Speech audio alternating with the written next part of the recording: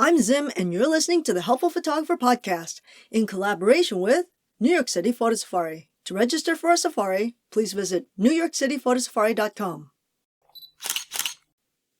Bokeh. What the heck is bokeh?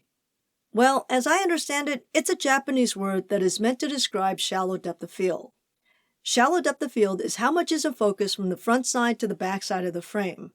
In other words, it's the out of focus stuff that's caused by aperture and light rather than motion blur or resolution issues. In the past, English speakers have always used the words depth of field to describe this. So why not just keep using those words for English speakers rather than adopting a Japanese one? Personally, I don't like using the word bokeh in place of depth of field, but that's just me.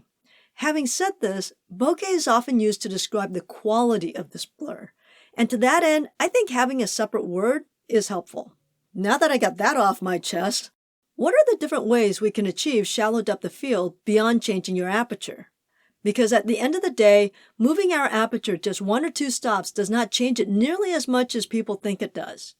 If you don't believe me, just do a test.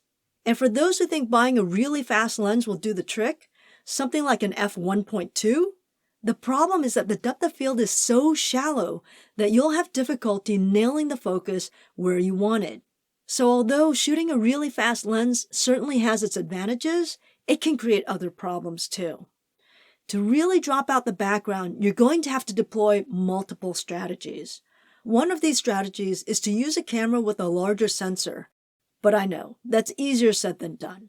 Another way to create a shallow depth of field is to change the relative distance between the photographer and the object. The closer the subject is to the camera, the more the background will drop out of focus. But what can you do if you don't want your object to encompass a larger part of the frame?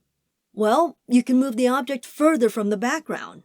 So if you're shooting a portrait and want the background to drop out of focus, don't lean the model against the background hoping that it will drop out.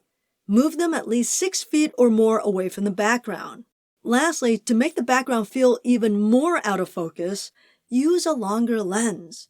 The more focal length you have, the more the background will feel like it's out of focus.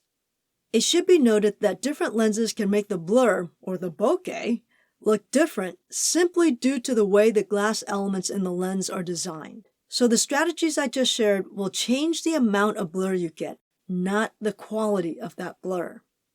That's it for today. I hope it was helpful, and if it was, please give it a rating on iTunes or wherever you listen to this podcast.